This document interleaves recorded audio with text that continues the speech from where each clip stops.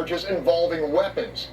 The death of Rios, a 25-year HPD veteran and father of four, returns us once again to the issue of activist judges releasing violent offenders on minimal bond as part of a so-called criminal justice reform promoted by Harris County Judge Lina Hidalgo and Commissioner Rodney Ellis. Panel, according to victims advocate Andy Kahn, we are approaching 70 murders committed by bona fide predators who should have been locked up but weren't.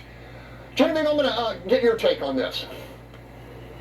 You know, this was a repeat violent offender and gang member free on bond. So this is not an isolated incident. This is the fourth officer in the department killed since December of last year and the second in the past few weeks. So we need leaders that support our law enforcement and prioritize public safety.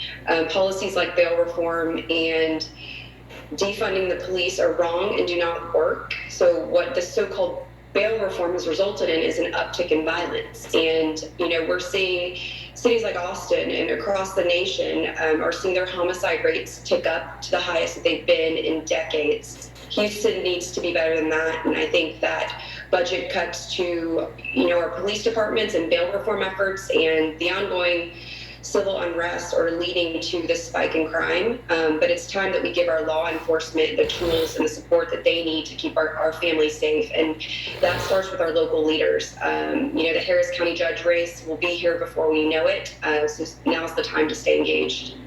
Okay, Bill King, I know you've been digging into this issue. Have you found anything to share with our viewers? Well, first of all, let me say, Harris County absolutely needed misdemeanor bond reform. We absolutely had people sitting in jail that couldn't make bond for nonviolent, low-level offenses. We needed that. However, this has gone completely awry. This individual was arrested 6 or 7 times before. There were a couple of felony convictions that were down, were misdemeanors. There's weapon charges. A third grader would have known this guy should not have been out on the street. And I think we need to take a good hard look at how he got out. And we need a good hard look at the judges that are letting these people out, because these are elected officials. They're going to be up for election next time. Let me just say one more thing. The way that Crime Stoppers was treated at the last Commissioner's Court meeting is an absolute disgrace. This is one of the premier organizations in our community. It has been serving this community for longer than Lina Hidalgo has been alive, and for them to degrade that organization like they did is a disgrace. Tony Diaz, you support Judge Hidalgo on almost everything. Do you support this criminal justice catch and release reform?